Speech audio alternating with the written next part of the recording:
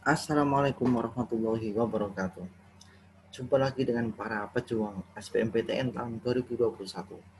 Teman-teman, pada kesempatan kali ini kita akan mengupas tuntas tentang kisi-kisi UTBK kelompok sesum, khususnya mata pelajaran geografi tahun 2021.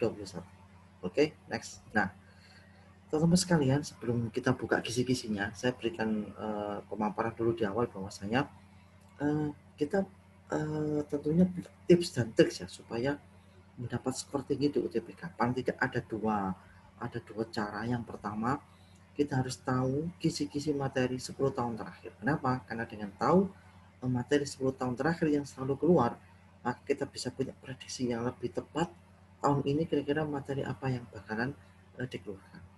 Yang kedua, kita harus juga punya keterampilan menguasai penyelesaian soal dengan cara cepat. Karena kita waktunya terbatas, maka kita harus punya trik untuk menyelesaikan soal dengan cara cepat. Nah, pada kesempatan kali ini kita kupas dulu yang persatu ya, kisi-kisi mapel geografi 2021 ini kira-kira apa yang bakalan nanti keluar. Oke, ini adalah gambaran materi secara umum ya. Di tahun 2021 muncul lagi tentang TKA, tes kompetensi akademik, dan juga tes potensi skolastik. TKA sendiri untuk kelompok sesum terdiri dari 4 mapel ya, sosiologi 20 soal, sejarah 20 soal, ekonomi 20 soal, dan geografi 20 soal. Sedangkan untuk materi TPS itu juga diulang menjadi 4, ada penerapan umum 20 soal, pengetahuan kuantitatif 20 soal, pemahaman baca tulis 20 soal, dan pengetahuan dan pemahaman umum 20 soal. Nah, pada kesempatan kali ini kita fokus di nomor 4 ya. Kita fokus membedah kisi-kisi geografi tahun 2021. Dari mana? Dari 10 tahun soal yang sudah keluar di SBMPTN. Oke, nah teman-teman, data yang akan saya paparkan ini adalah bab-bab yang selalu muncul di 10 tahun terakhir soal SBMPTN. Apa saja kira-kira? Yang pertama, pengelolaan SDA. Nah, ini 14 kali muncul, berarti setiap tahun selalu ada ini. Bahkan karena ini datanya 10 tahun, ini 14 kali, berarti satu tahun ada lebih dari satu soal yang keluar. 14 kali ini cukup sering sekali ini ya. Yang kedua, atmosfer juga 14 kali, ini juga berarti sangat sering, berarti setiap tahun selalu saja ada soal tentang atmosfer. Yang ketiga, peta 13 kali, ini juga setiap tahun selalu muncul ya, minimal satu soal. Yang keempat, interaksi desa dan kota, ini juga 13 kali, ini berarti setiap tahun selalu ada saja satu soal. Yang kelima, hidrosfer 11 kali ya, ini juga masih sangat sering. 11 kali ini datanya 10 tahun, berarti dia setiap tahun selalu ada. Yang keenam, penginderaan jauh 11 kali, ini juga setiap tahun selalu muncul ini berarti.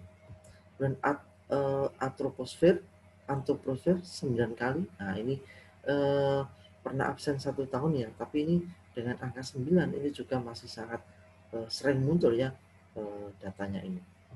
Yang ke-8, biosfer 9 kali, sama ya. Kemudian yang ke-9, konsep wilayah dan tata ruang 8 kali. Ini lebih kecil lagi, tapi dengan angka 8 ini berarti dia masih kurun 2 tahunan selalu keluar. Kemudian litosfer 8 kali. Oke, nah teman-teman, fokuslah untuk latihan soal pada bab-bab ini. Kenapa? Karena bab-bab inilah yang 10 tahun terakhir selalu muncul. Perhatikan ini, nomor 1 sampai 5 atau sampai 6 ini bahkan setiap tahun selalu ada. Artinya dengan kita fokus di bab yang selalu muncul, maka kita lebih punya persiapan ya. Karena ini kalau dari data analisa ini kelihatan peluangnya ya tahun ini akan muncul lagi. Nah, saya akan lebih menguraikan untuk nomor 1 dan nomor 5. Kira-kira subbabnya apa saja sih yang di soal yang kemarin keluar itu. Kita buka nomor 1 ya. Nah, bab pengelolaan SDA tentang apa saja? Perhatikan, yang selalu muncul itu adalah aktivitas pertambangan, kehutanan, sebaran sumber daya alam, kearifan lokal dalam pemanfaatan SDA, pemenuhan kebutuhan manusia, sumber energi baru dan terbarukan. Untuk bab kedua, atmosfer, perhatikan tentang iklim, musim, angin, pemanasan global, suhu, sifat lapisan atmosfer, dan hujan. Untuk yang bab ketiga tentang peta, perhatikan ada skala peta, pengukuran kemiringan, proyeksi peta, komponen peta, dan jenis-jenis peta. Bagaimana dengan yang keempat?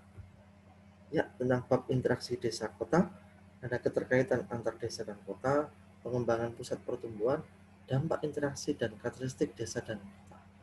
Sedangkan yang bab kelima tentang hidrosfer, karakteristik daerah aliran sungai ini ya, kemudian danau, laut, penyebab banjir, eutrofikasi, sedimentasi laut, dan kapasitas akuifer. Nah, teman-teman, untuk mapel geografi fokuslah pada soal-soal yang bahas tentang bab-bab ini, karena bab-bab inilah dari analisa 10 tahun itu selalu muncul, bahkan sering muncul, sehingga teman-teman bisa lebih siap dan nanti bisa lebih punya kepercayaan diri ya, bahwasanya saya insya Allah bisa menaklukkan soal geografi. Nah, tentunya teman-teman tidak berhenti sampai di situ. Kalau kita sudah tahu soalnya, kita harus punya keterampilan bagaimana cara menyelesaikan soal geografi itu dengan cepat, karena waktu kita juga sangat terbatas. Untuk itu, ikuti video berikutnya, karena di video berikutnya kita akan kupas tuntas bagaimana tips menyelesaikan soal geografi dengan cepat. Jangan lupa klik subscribe dan nyalakan tanda loncengnya supaya kita bisa ketemu di video berikutnya. Tetap semangat, tetap optimis, insya Allah kita bisa tembus lolos SBMPTN tahun 2021. Amin. Sampai ketemu. Assalamualaikum warahmatullahi wabarakatuh.